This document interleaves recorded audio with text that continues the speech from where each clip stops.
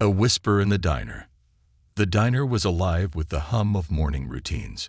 Plates clattered against tabletops, coffee machines hissed, and conversations blended into a comforting background noise. In the corner booth, Thomas Hartford sat engrossed in his usual ritual, a steaming black coffee and a neatly folded copy of the Wall Street Journal. His tailored suit and polished shoes made him stand out among the casual crowd. Thomas preferred this diner to the upscale cafes his peers frequented. It reminded him of simpler times before he became a millionaire and CEO of his thriving logistics company. This was his sanctuary. Thomas flipped a page, scanning the headlines. He barely noticed the soft shuffle of sneakers until a shadow fell over his table. He looked up, expecting a waiter or perhaps a fan recognizing him from a recent magazine profile. Instead, a young boy stood there, his frame small and wiry, his clothes faded and slightly too big for his body. His sneakers had seen better days, the soles peeling at the edges. The boy's large brown eyes darted nervously around the room. "Can I help you?" Thomas asked, his tone bordering on irritation.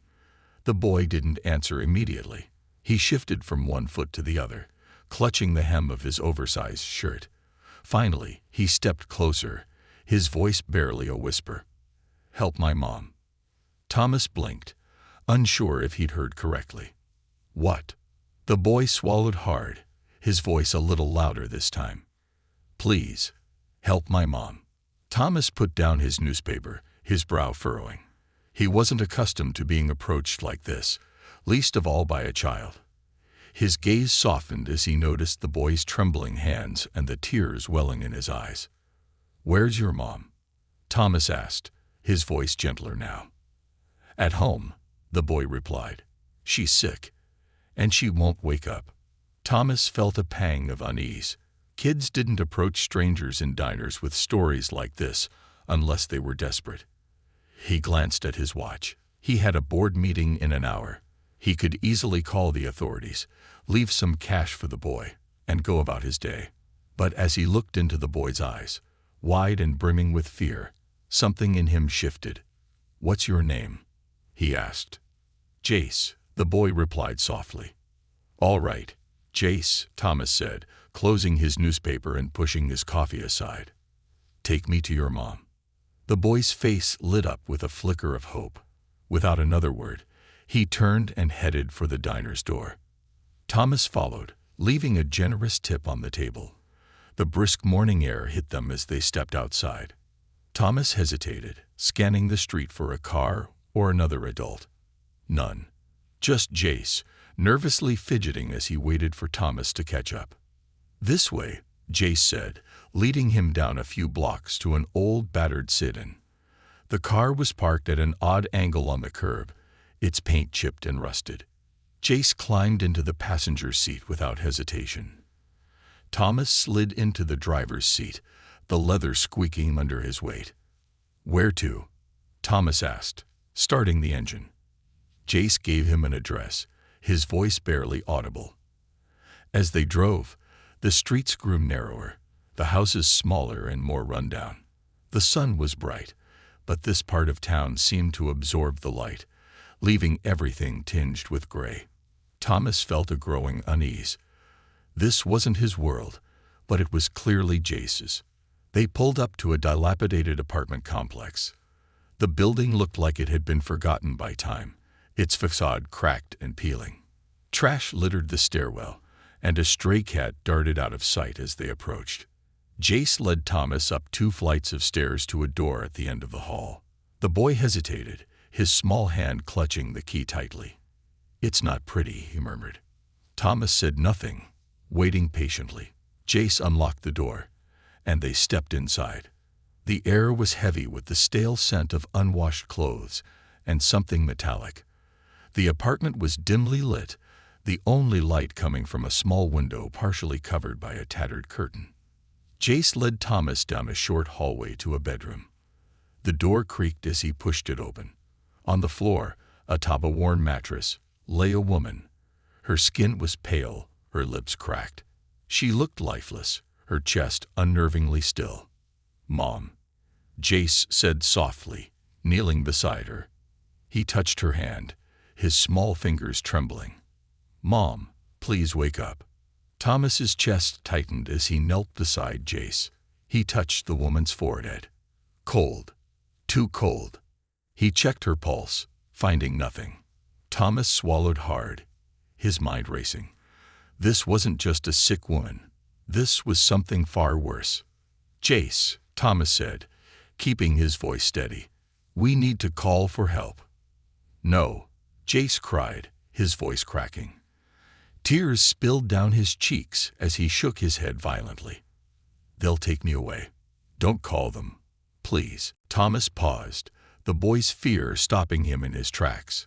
He knew what Jace meant. The system. Foster care. Separation. His mind flashed to stories of kids lost in the bureaucracy, their lives torn apart. He looked at Jace, his face streaked with tears, and made a decision. "All right," Thomas said quietly. "We'll figure this out together. But first, let's make sure she gets the care she needs." Jace hesitated, then nodded reluctantly. Thomas stood and pulled out his phone, stepping into the hallway. He called emergency services, giving them the details without mentioning Jace's fear. As he hung up, he felt a knot of responsibility tighten in his chest. What was he doing? This wasn't his problem, yet it felt like it was. He walked back into the room, crouching down beside Jace. "Someone's coming to help," Thomas said. "But I'm not going anywhere, okay? I'll be right here." Jace looked up at him, his eyes searching for any hint of deception. "Promise." "I promise," Thomas said, his voice firm. Minutes later, the sound of sirens filled the air, growing louder as they neared. Jace flinched, clutching Thomas's arm. Thomas stayed still, letting the boy hold on as the first responders entered the apartment. The medics worked quickly, their movements efficient but respectful. Jace turned his head away, burying his face in Thomas's sleeve. Thomas kept his arm around the boy, shielding him as much as he could from the sight of his mother being taken away. The weight of the moment settled heavily on him. This wasn't just about helping Jace today. This was the beginning of something much bigger. And he wasn't sure he was ready. A decision unfolds. Thomas watched as the paramedics carried Jace's mother out on a stretcher, a blanket pulled over her still frame. Jace clung to his sleeve, his small hands trembling. The boy had stopped crying by now, but his face was blank, his eyes fixed on the floor. Thomas didn't know how to comfort him.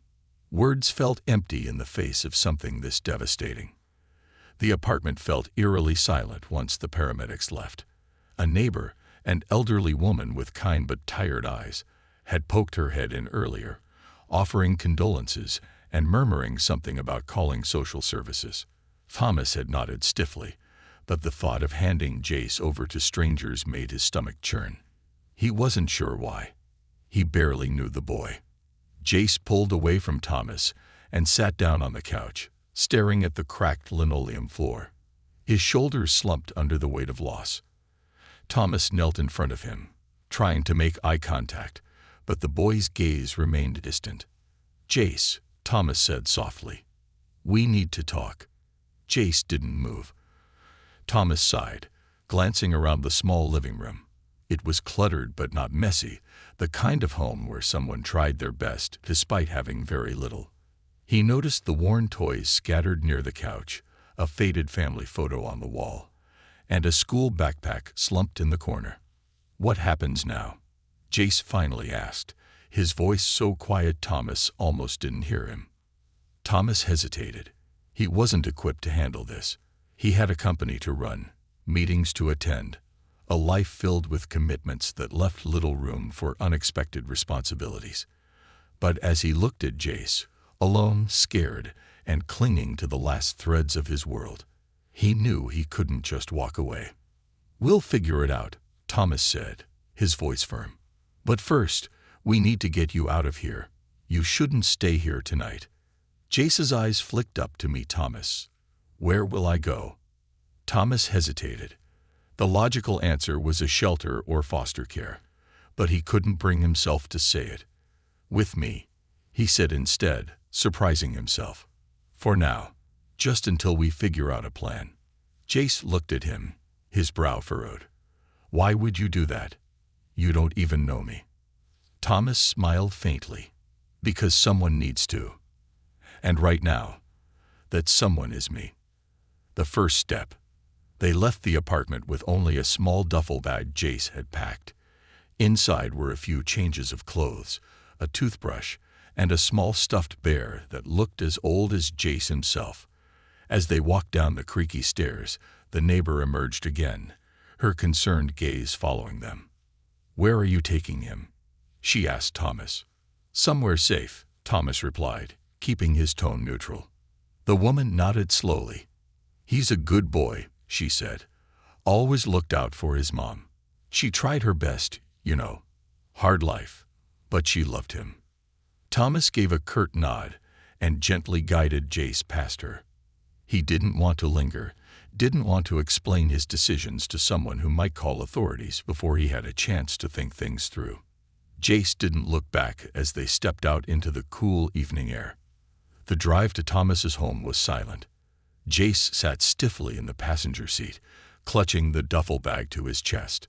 Thomas stole glances at him, trying to gauge his thoughts, but the boy's face was unreadable. Thomas lived in a gated community on the other side of town, a world apart from Jace's crumbling apartment complex. As the car passed manicured lawns and sprawling houses, Jace's expression shifted from blank to bewildered. When they pulled into the driveway of Thomas's modern, glass-walled home, the boy turned to him, his eyes wide. "This is where you live?" Jace asked, his voice tinged with disbelief. Thomas smiled faintly. "Yeah, it's not as fancy as it looks." Jace gave him a skeptical look but said nothing. Thomas stepped out of the car and opened the passenger door for Jace, gesturing for him to follow. Inside, the house was pristine, every surface gleaming, every piece of furniture perfectly placed. The contrast to Jace's home was jarring, and Thomas could see the boy's discomfort.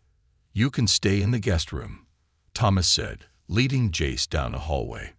He opened the door to a modest room with a twin bed, a small desk, and a window overlooking the backyard. "It's not much, but..." "It's a lot," Jace interrupted, his voice barely above a whisper. Thomas nodded, unsure of what to say. "I'll let you settle in. If you need anything, just let me know." Jace dropped his duffel bag by the bed and sat down, his hands resting on his knees. Thomas lingered in the doorway for a moment before retreating to the living room. He sank into the couch, rubbing his temples. An unexpected call. Thomas had barely taken a sip of his scotch when his phone buzzed. He glanced at the screen. It was Rebecca, his ex-wife. They'd been separated for 2 years, their relationship a casualty of Thomas's workaholic tendencies. He debated letting the call go to voicemail, but reluctantly answered. "Rebecca," he said, leaning back on the couch. "Thomas," she replied, her tone sharp. "I just got a call from the school board." Thomas froze. "What?" "They said a boy named Jace was absent for the 3rd day in a row. They have me listed as an emergency contact for you." Thomas closed his eyes, realization dawning. During their marriage, Rebecca had volunteered to help with outreach programs, and her name had likely ended up on the same forms as his. "Long story," he said, running a hand through his hair. "He's staying with me. It's complicated." Rebecca sighed. "Complicated is your middle name. Who is this kid, Thomas? And why are you suddenly playing Good Samaritan?" Thomas hesitated. "His mother died today. He's alone. I couldn't just leave him." Rebecca was silent for a long moment. Finally, she said, "Do you even know what you're doing?" "No," Thomas admitted, "but I couldn't walk away." There was another pause before Rebecca spoke again. "I'll come over tomorrow. We'll talk." Thomas exhaled. "Thank you."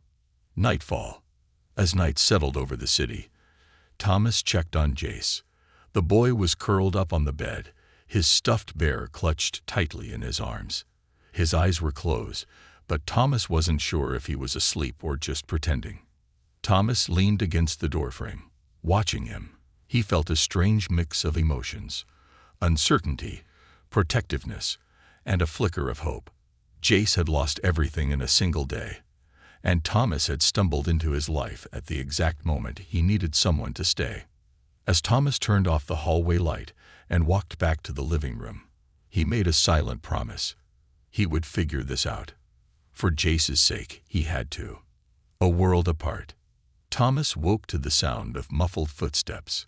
He sat up on the couch, the faint light of dawn creeping through the windows.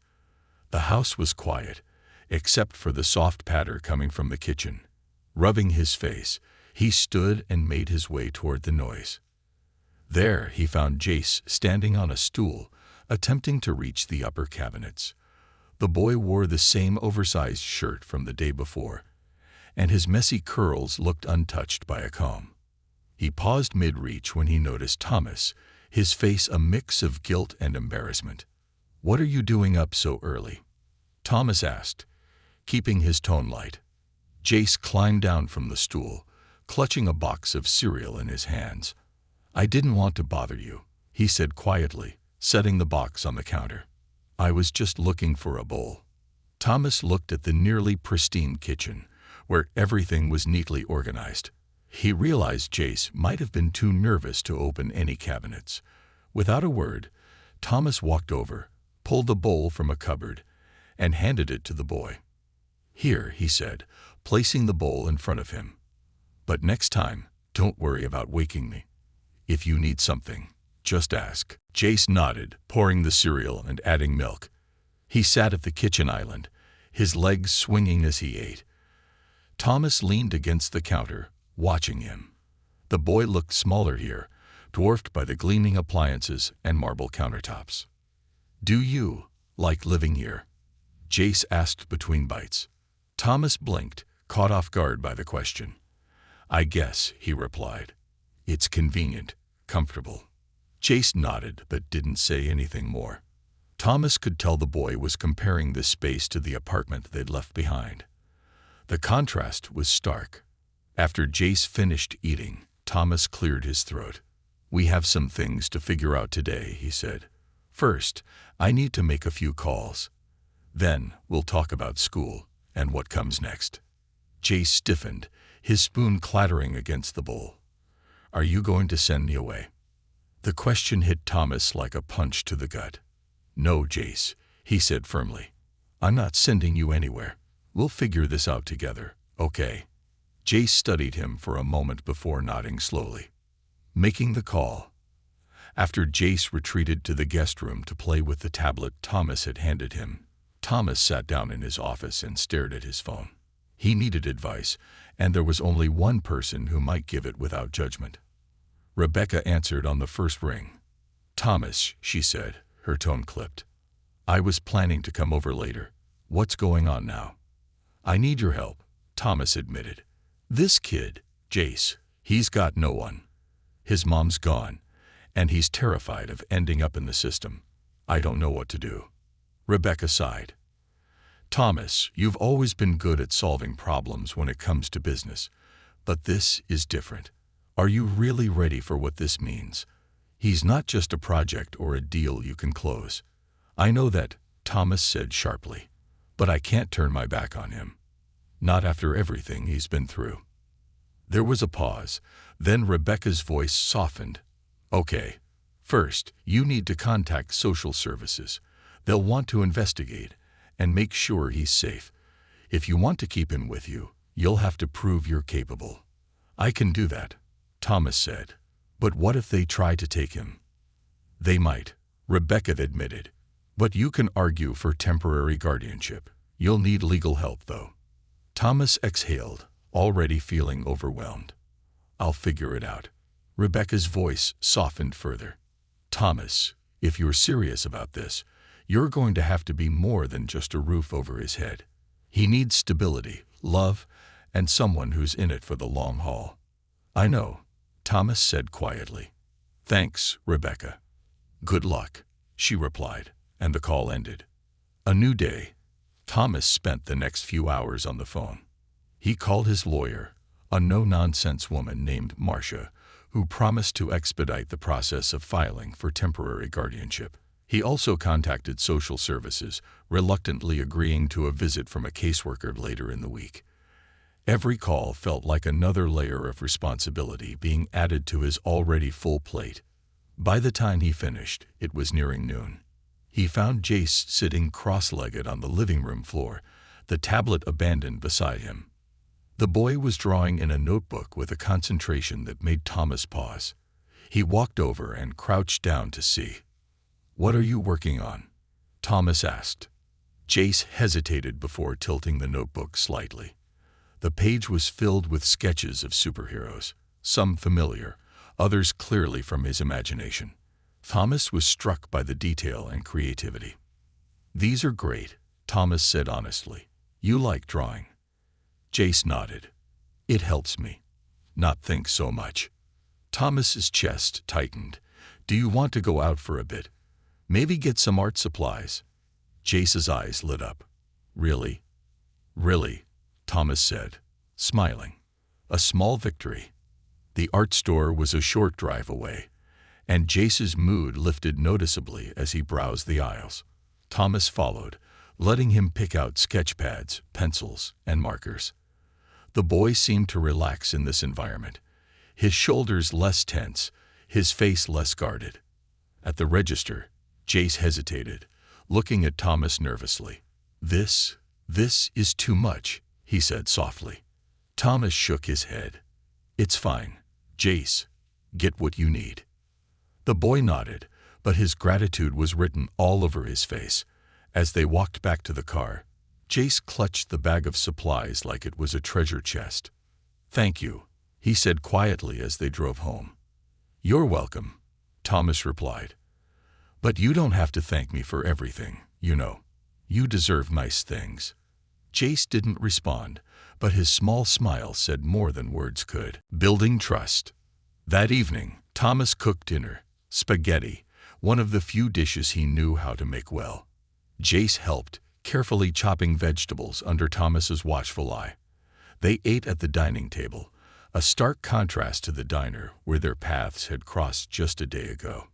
Jace was quieter than most kids his age, but Thomas didn't mind. He was starting to realize that silence wasn't always bad. Sometimes it was a sign of trust.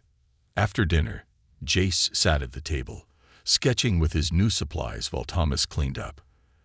The sight of the boy so engrossed in his art brought a rare warmth to Thomas's chest. When it was time for bed, Jace hesitated at the guest room door.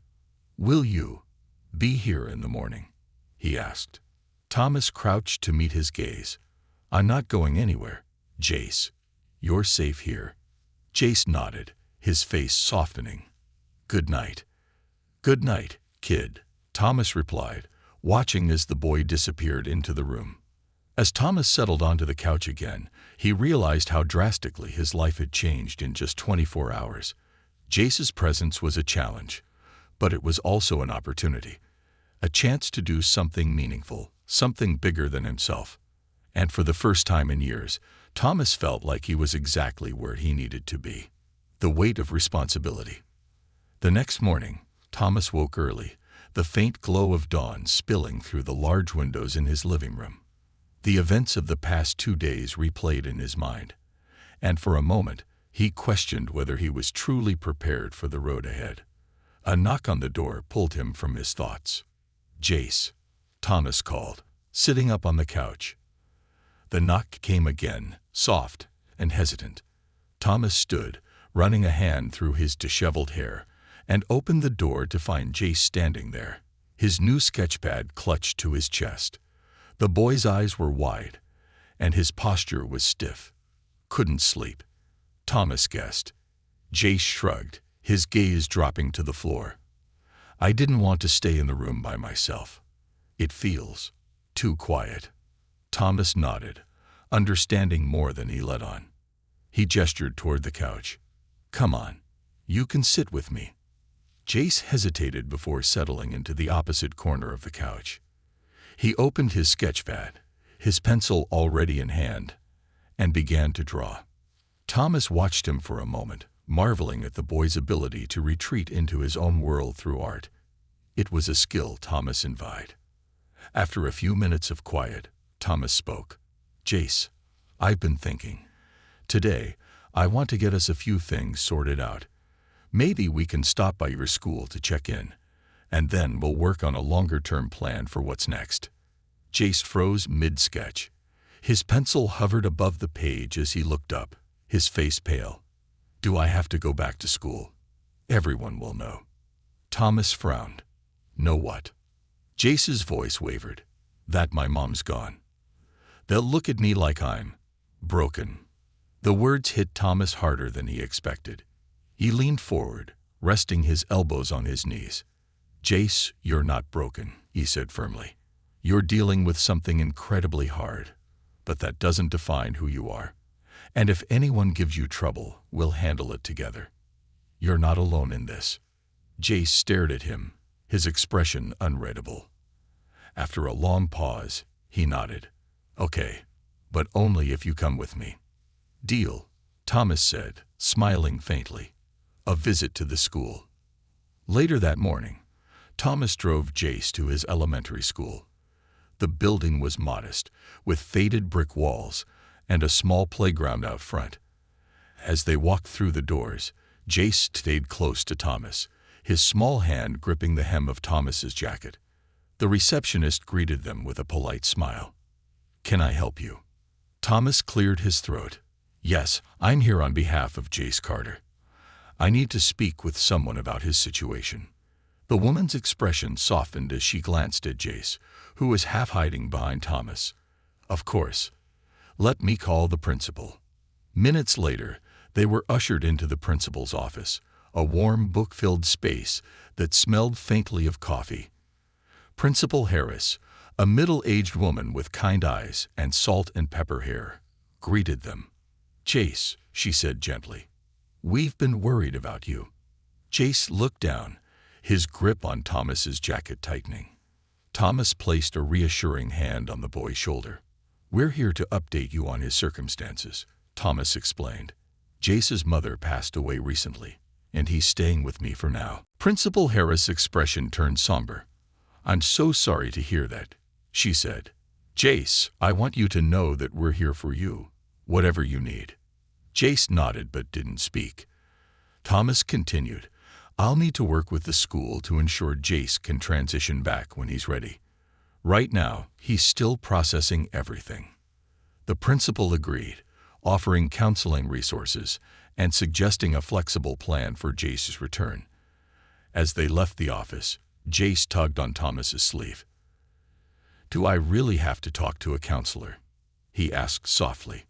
Thomas crouched to meet his gaze. "You don't have to do anything you're not ready for, Jace, but sometimes talking to someone can help." Jace didn't look convinced, but he nodded. "Okay, maybe later." A new routine. Back at the house, Thomas decided to work from home for the day. He had emails to send, calls to make, and an endless list of responsibilities, but Jace's needs came first. He set up his laptop at the kitchen counter, occasionally glancing over at Jace, who was sprawled on the floor with his art supplies. The boy seemed more relaxed now, his pencil flying across the page as he created intricate drawings of superheroes and fantastical creatures. Thomas couldn't help but smile at the sight. He realized how much he'd underestimated the power of small moments like this, moments where Jace could simply be a kid. "Want to show me what you're working on?" Thomas asked during a break. Jace hesitated before holding up his sketchpad. The drawing depicted a tall, caped hero standing protectively over a small child. The details were incredible. The hero's armor gleamed, and the child's expression was a mix of fear and awe. "Wow," Thomas said genuinely. "That's amazing. What's the story behind this one?" Jace's face lit up, and he began explaining the backstory he'd imagined for the characters. As he spoke, Thomas listened intently, marveling at the boy's creativity. It was the most animated he'd seen Jace since they'd met. The caseworker arrives. That afternoon, The doorbell rang, and Thomas felt a wave of anxiety. He knew this moment was inevitable, but he wasn't sure how it would unfold. Standing at the door was a woman in her 40s, dressed in a neat blazer and holding a clipboard. She introduced herself as Ms. Ramos, a caseworker from Child Services. Thomas invited her in, offering her a seat in the living room. Jace hovered nearby, his expression wary. "Mr. Hartford," Ms. Ramos began, "thank you for reaching out to us. I understand this is an unusual situation." "It is," Thomas admitted, "but Jace needs someone, and I'm willing to step up." Ms. Ramos nodded, glancing at Jace. "Jace, how are you feeling about staying here?" Jace shuffled his feet, looking at Thomas for reassurance. "It's okay," he said quietly. "Better than being alone." Ms. Ramos made a note on her clipboard. "That's good to hear. However, we'll need to conduct a full assessment to determine the best course of action. In the meantime, I'll recommend temporary guardianship while we evaluate longer-term options." Thomas nodded. "Whatever it takes." Jace's expression shifted to one of cautious relief. Ms. Ramos spent the next hour asking questions, inspecting the house, and ensuring that Jace's basic needs were being met. By the time she left, Thomas felt like he'd been through an interrogation, but her final words stuck with him. "Not many people would step up like this, Mr. Hartford. Jace is lucky to have you." A glimpse of hope. That evening after dinner, Jace and Thomas sat together on the couch. Thomas had brought out an old chess set, hoping to introduce Jace to the game. To his surprise, the boy picked it up quickly, his analytical mind shining through as he planned his moves. "You're good at this," Thomas said after Jace successfully cornered his king. Jace grinned for the first time since Thomas had met him. "My mom used to play with me," he said softly. "She said it was a game for smart people." "Well, she was right about that," Thomas said, smiling. "You're definitely smart." Jace's grin widened, and for a moment, the weight of his loss seemed to lift. Thomas felt a pang of hope. Maybe, just maybe, he could give Jace the stability and support he needed to rebuild his life. As Jace put the chess pieces back into their box, Thomas realized something profound. This boy wasn't just someone he was helping. Jace was becoming a part of his life, and Thomas couldn't imagine turning back now, facing the past. The next few days passed in a whirlwind of adjustments. Thomas juggled meetings and business calls with moments spent helping Jace acclimate to a life that was slowly stabilizing. He watched as the boy found comfort in small routines, sketching in the mornings, exploring the backyard in the afternoons, and playing chess before bed. But beneath the surface, Thomas knew there were unspoken fears and unresolved grief that Jace was holding tightly within. On a cloudy Thursday morning, Thomas decided it was time to take a step neither of them wanted to face. They needed to return to Jace's apartment. The boy had left behind more than just a few belongings. He'd left behind pieces of his mother's life, and by extension, his own. Thomas broached the subject over breakfast. "Jace, I think we should go back to your old place today. There might be things you want to keep." Jace froze mid-bite, his fork hovering above his plate. "Do we have to?" he asked, his voice barely above a whisper. Thomas nodded gently. "I know it's hard, but it's important. There might be things there that mean a lot to you. Things your mom would want you to have." Jace set his fork down, staring at his plate for a long moment. Finally, he nodded. "Okay." A doorway to memories. The drive to the apartment was quiet. Jace stared out the window, his hands fidgeting in his lap. Thomas wanted to say something to ease the boy's nerves, but nothing felt right. Instead, he let the silence stretch, giving Jace the space he seemed to need. When they arrived, the building looked even more dilapidated than Thomas remembered. The chipped paint and broken windows stood as a stark reminder of the challenges Jace and his mother had faced. Thomas parked the car and glanced at Jace, who hadn't moved. "Take your time," Thomas said softly. Jace nodded, then opened the door and stepped out. They climbed the stairs together, the air heavy with the weight of what they were about to face. When they reached the door, Jace hesitated. His hand shook as he pulled the key from his pocket. "I used to hate this place," Jace said quietly. "But now it feels like all I have left of her." Thomas knelt beside him, placing a hand on his shoulder. "It's not all you have. You have her memories, her love, and those will stay with you no matter where you are." Jace swallowed hard and unlocked the door. The smell of stale air and dust hit them as they stepped inside. The living room was just as they'd left it, cluttered with toys and scattered belongings. Jace stood frozen in the doorway, his eyes darting around as if searching for traces of his mother. "Take your time," Thomas repeated. Jace nodded and slowly made his way to the bedroom. Thomas followed at a respectful distance, watching as the boy knelt beside the mattress where his mother had spent her final moments. Jace reached under the bed and pulled out a shoebox. He opened it carefully, revealing a collection of photos, letters, and small trinkets. "She kept everything," Jace murmured, his voice trembling. He held up a photo of a younger version of himself, grinning with a gap-toothed smile as his mother hugged him tightly. "She said these were our happiest times." Thomas's chest tightened. "She wanted to remember them," he said softly. "She loved you, Jace. That's what these things are about." Jace nodded, tears slipping down his cheeks. He wiped them away quickly, as if embarrassed to cry in front of Thomas. "Can I take this box?" he asked. "Of course," Thomas said. "Anything you want to take, we'll bring with us." Rediscovering pieces of her. They spent the next hour going through the apartment. Jace packed a small bag of items he couldn't part with: his mother's favorite scarf, a mug she used every morning, and a notebook filled with her handwriting. He even grabbed an old cookbook, its pages worn and stained. "She loved making this spaghetti," Jace said, running his fingers over the pages. "It was her best dish." Thomas smiled faintly. "You'll have to teach me how to make it." Jace looked up, surprised. "You want to learn?" "Of course," Thomas said. "If it was her favorite, it should be something we keep alive." Jace smiled, a small but genuine expression that warmed Thomas's heart. A visitor from the past. As they prepared to leave, there was a knock at the door. Thomas opened it to find the elderly neighbor who had spoken to them the day Jace's mother passed.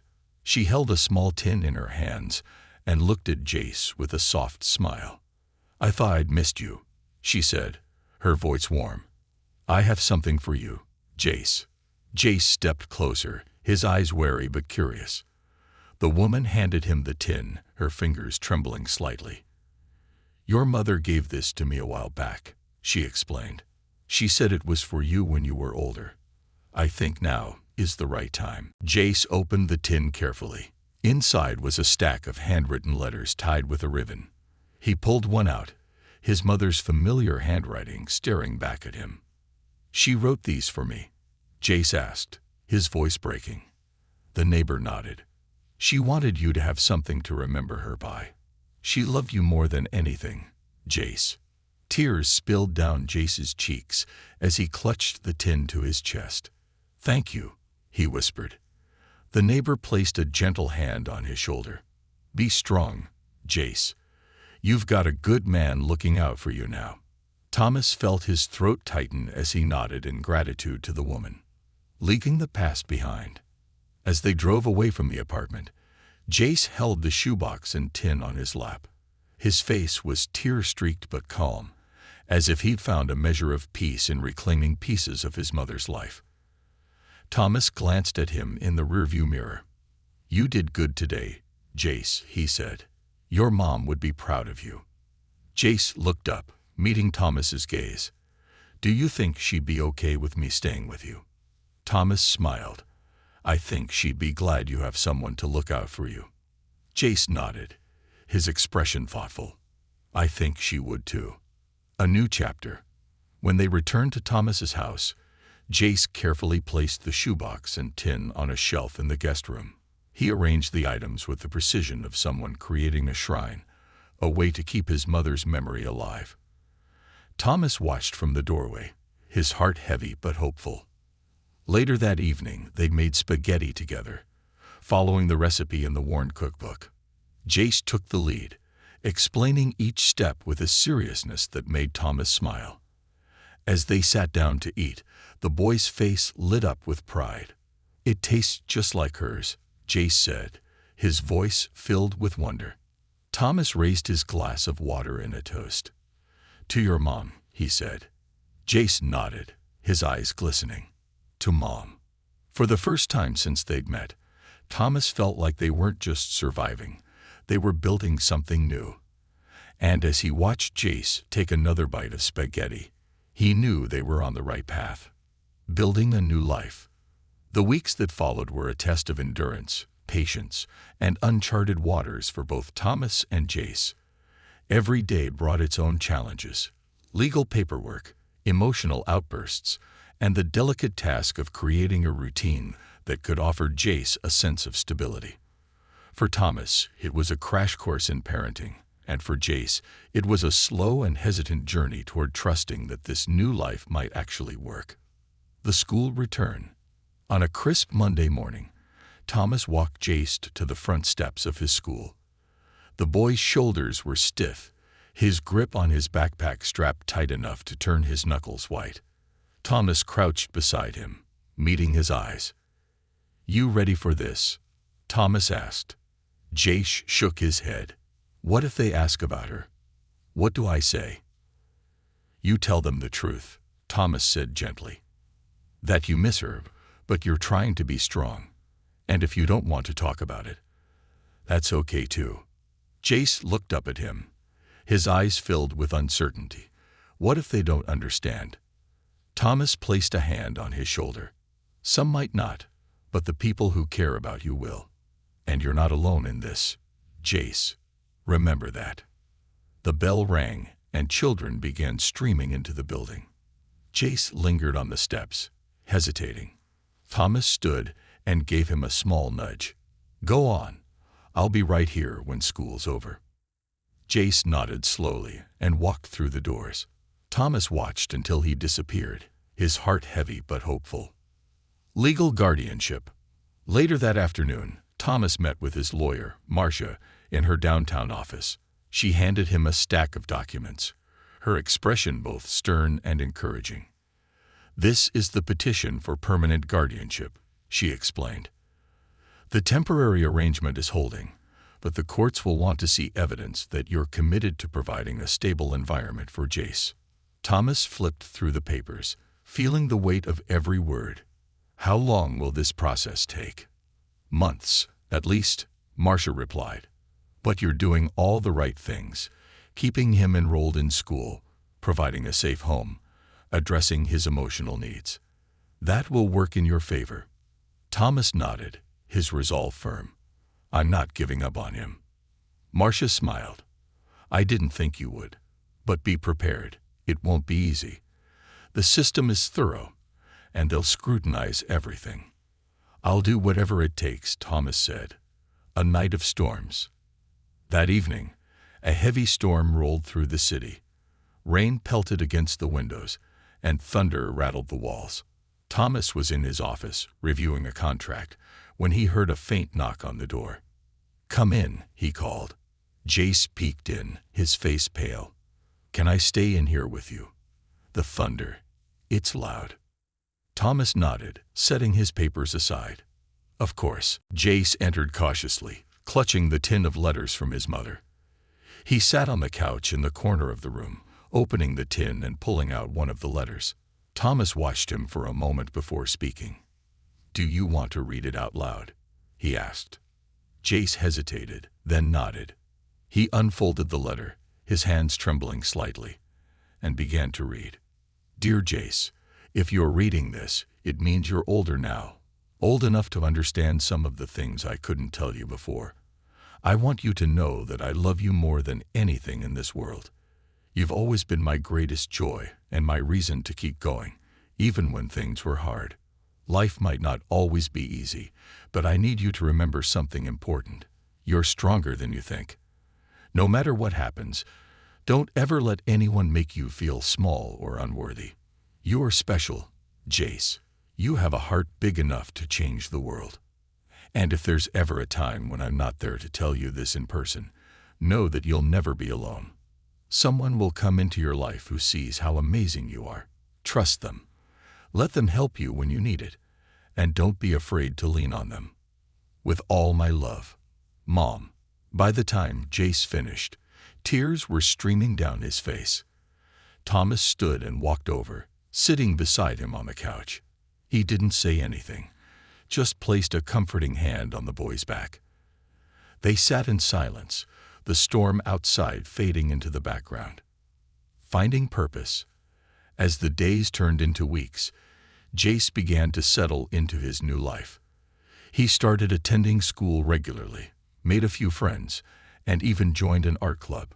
Thomas noticed a shift in him, a cautious optimism that hadn't been there before. One evening, as Thomas was reviewing his notes for an upcoming board meeting, Jace walked into the room holding one of his drawings. It was a superhero, bold and strong, standing atop a mountain. "I made this for you," Jace said shyly, handing it to him. Thomas took the drawing, his throat tightening as he studied it. The superhero wore a cape that seemed to ripple in the wind, and his face bore a striking resemblance to Thomas. "Me?" Thomas asked, his voice thick with emotion. Jace nodded. "You're like a superhero to me. You saved me." Thomas set the drawing down carefully and pulled Jace into a hug. "I didn't save you, Jace. You saved yourself. But I'll always be here to help, no matter what." Moving forward together. Months later, the guardianship was finalized. The judge had reviewed their case thoroughly, but in the end, it was clear that Jace was thriving under Thomas's care. The day they left the courthouse, Jace looked up at Thomas and smiled, a real, unguarded smile. "Does this mean I get to stay for good?" Jace asked. "For good," Thomas confirmed, ruffling the boy's hair. Life didn't become perfect overnight, but it became theirs. They created new traditions, Sunday night spaghetti dinners, weekend chess matches, and trips to the art store, where Jace's imagination continued to flourish. Slowly but surely they built a new family, one rooted in love, trust, and the resilience they had found together. And for the first time in a long time, both Thomas and Jace believed in the power of a fresh start. The healing journey. Months had passed since Jace officially became part of Thomas's life. Their once tenuous connection had blossomed into something solid, a bond neither of them had anticipated but both had come to cherish.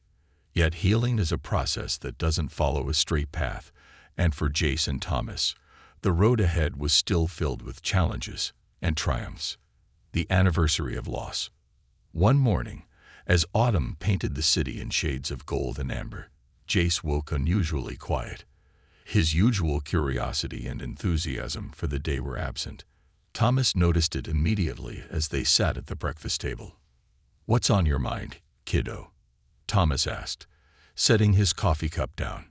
Jace poked at his cereal, avoiding eye contact. "Today's the day, my mom. You know." Thomas felt a pang of sadness. Of course, it had been exactly 1 year since Jace's mother passed. He leaned forward, his tone soft. "Do you want to talk about her?" Jace shook his head. "I don't know what to say. I just miss her." Thomas nodded. "That's okay. Missing her means she mattered, and it's good to remember her." Jace looked up, his eyes glistening. "Do you think she'd be proud of me?" Thomas smiled gently. "I don't think, Jace. I know. She'd be so proud of how strong you've been, how creative and kind you are. You're everything she could have hoped for." Jace wiped his eyes quickly, nodding. "Can we do something for her today?" "Of course," Thomas said. "What do you have in mind?" "Honoring her memory." That afternoon, they visited a small park where Jace's mother used to take him. Jace brought along his sketchpad, and Thomas carried a basket with snacks and a blanket. The park was quiet, its pathways lined with tall trees shedding their leaves. Jace found a bench near a pond, the same spot he remembered sitting with his mother. He opened his sketchpad and began drawing. First the pond, then the trees, and finally, a figure he said was his mother smiling at him. Thomas sat beside him, watching as Jace's pencil brought his memories to life. After finishing his drawing, Jace turned to Thomas. "Can we leave this here? For her?" Thomas nodded. "Absolutely. Let's put it somewhere special."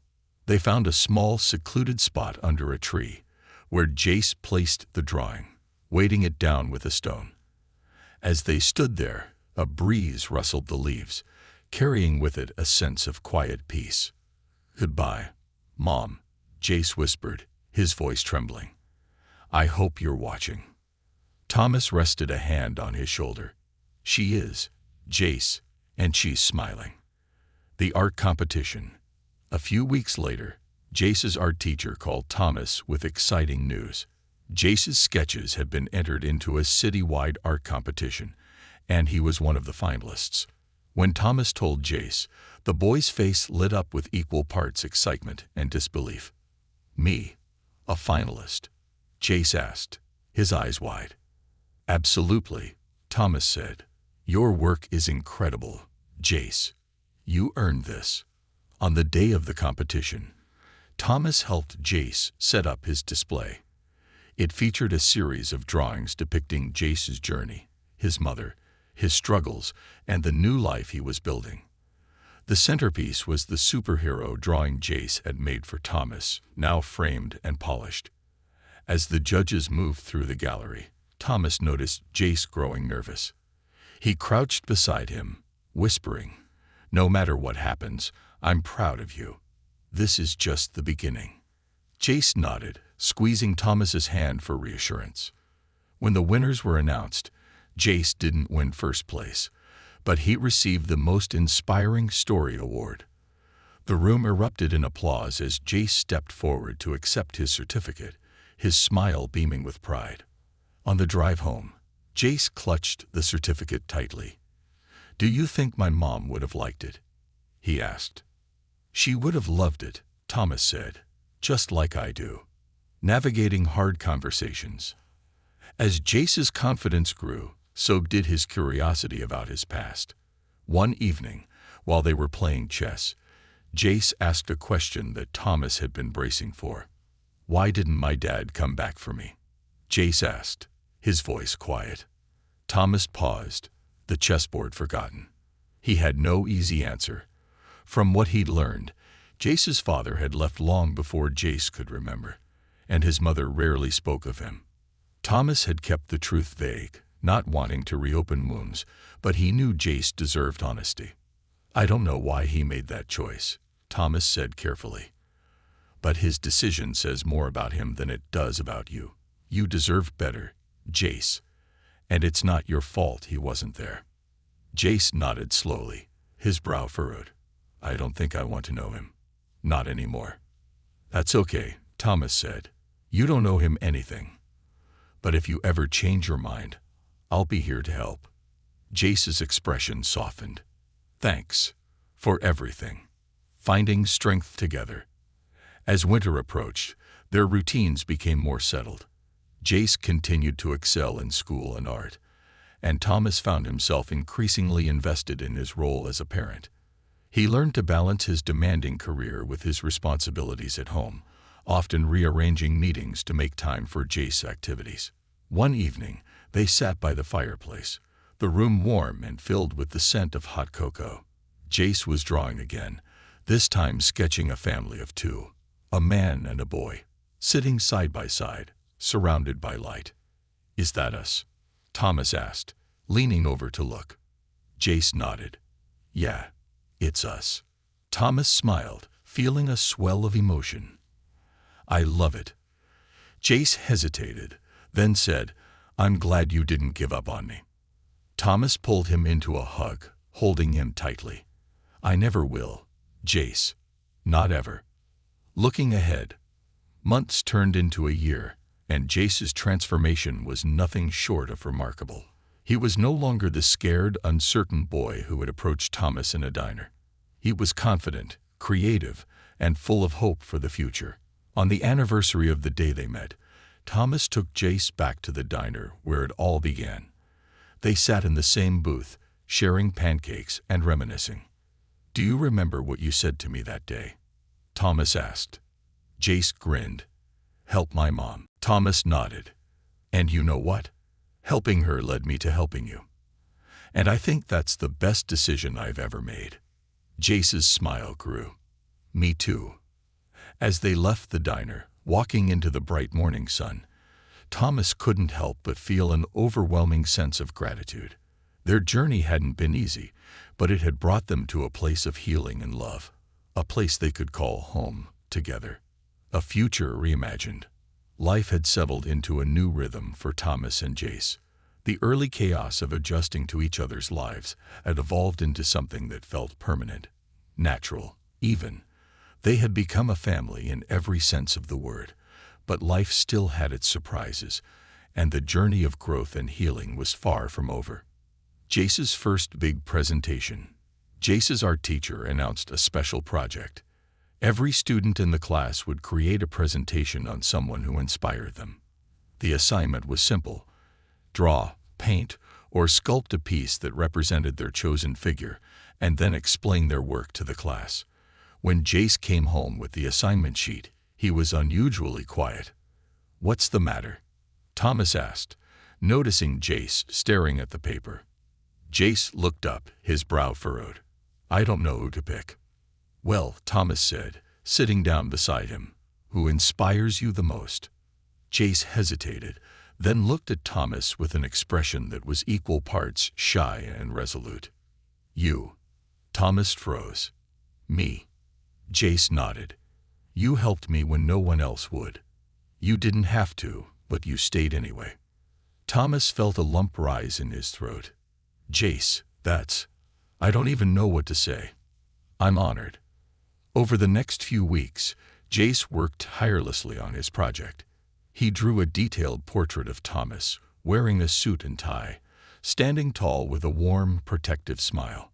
In the background were subtle references to their journey together: a small diner, a set of chess pieces, and a boy with a sketchpad. On the day of the presentation, Thomas sat in the back of the classroom, watching as Jace nervously approached the front. The room was filled with parents and students, and the air buzzed with anticipation. Jace took a deep breath and began. "This is my hero," he said, holding up the drawing. "His name is Thomas, and he saved me." The room grew quiet as Jace spoke about their journey, his mother's passing, his fear of being alone, and the way Thomas had stepped in when no one else had. "He didn't have to help me," Jace said, his voice steady despite the emotion behind it. "But he did, and because of him, I have a home again." Thomas blinked back tears, his chest swelling with pride. The applause that erupted when Jace finished was deafening. A difficult conversation. That evening, Jace was unusually quiet as they ate dinner. Thomas could tell something was on his mind. "Something you want to talk about?" Thomas asked gently. Jace hesitated, pushing his food around his plate. "Do you ever think about what would have happened if we hadn't met?" The question caught Thomas off guard. "I try not to," he admitted, "because thinking about it makes me realize how lucky I am that we did." Jace looked up, his eyes serious. "Do you think I would have been okay if you didn't, if you weren't there?" Thomas sighed, setting down his fork. "I don't know, Jace. I think you're stronger than you realize, so maybe. But I also think life has a way of putting people in each other's paths when they need it most." Jace nodded, his expression thoughtful. "I'm glad you were there." "Me too," Thomas said, his voice soft. "Every single day." Thomas's big decision. While Jace was thriving, Thomas began to feel the strain of balancing his high-powered career with his responsibilities at home. He was still running his logistics company, but the long hours and constant travel demands were starting to feel incompatible with the life he was building with Jace. One evening, after tucking Jace into bed, Thomas sat alone in his office, staring at a proposal that required him to spend weeks abroad. He thought about the missed dinners, the school events he barely managed to attend, and the nights when Jace needed him most, but he'd been stuck on a call. The next morning, Thomas made a bold decision. He called a meeting with his board of directors and announced his intention to step down as CEO. He explained that while the company had been his life's work, it no longer aligned with the priorities that mattered most to him. His decision was met with shock, but Thomas felt an overwhelming sense of relief. For the first time, he was choosing family over work, and it felt right. A new chapter together. With his time freed up, Thomas began to focus on building something new, not for himself, but for Jace and kids like him. He started a nonprofit dedicated to providing support for children who had lost parents or guardians.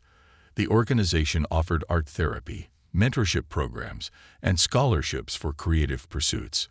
Jace became an integral part of the project, often helping Thomas brainstorm ideas. "We could have art workshops," Jace suggested one afternoon, "for kids who feel like they can't talk about stuff." "That's a great idea," Thomas said. "What would you want to teach them?" "How to draw superheroes," Jace said with a grin. "Because everyone has one inside them." The nonprofit quickly gained traction, and Thomas found a renewed sense of purpose. Watching Jace thrive in his new role as a mentor to other kids was more rewarding than any business deal he'd ever closed. A surprising reunion.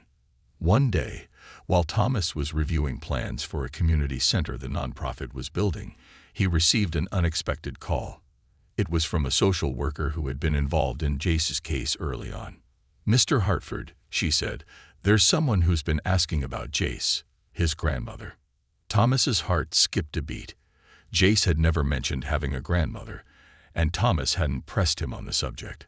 The social worker explained that the woman had been estranged from Jace's mother, but had recently learned about her passing. After careful consideration, Thomas spoke to Jace about the call. "Your grandmother wants to meet you," he said, "but only if you're ready." Jace's eyes widened. "I didn't even know I had a grandma." "Neither did I," Thomas admitted. "But it's your choice. We can take it slow, or we can say no. Whatever you decide, I'm here." Jace thought about it for a long moment before nodding. "I think I'd like to meet her." A new connection. The meeting was arranged at a local park. Jace's grandmother, a petite woman with silver hair and warm eyes, arrived clutching a photo album.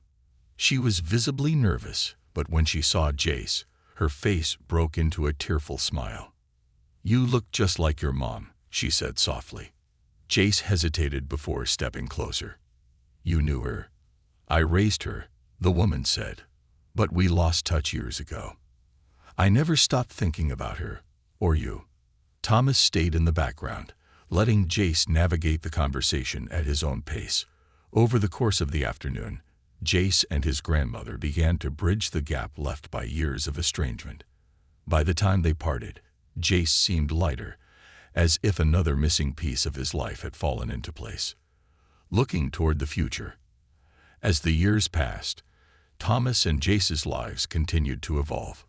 The nonprofit grew into a national organization, helping thousands of children find hope and healing through creativity. Jace became a talented artist, earning scholarships and recognition for his work. But no matter how much success they found, their bond remained at the center of everything. On the day Jace graduated from high school, Thomas sat in the audience, his chest swelling with pride as Jace walked across the stage. When Jace accepted his diploma, he looked out at the crowd and found Thomas's eyes. Later, as they celebrated over dinner, Jace raised his glass. "To you," he said, "for saving me, and for believing in me when I didn't believe in myself." Thomas clinked his glass against Jace's. "To us," he said, "for building something beautiful together." And as they laughed and shared stories of how far they'd come, Thomas knew that no matter what challenges lay ahead, they would face them together. They weren't just a family. They were proof that love and resilience could create a future brighter than either of them had ever imagined.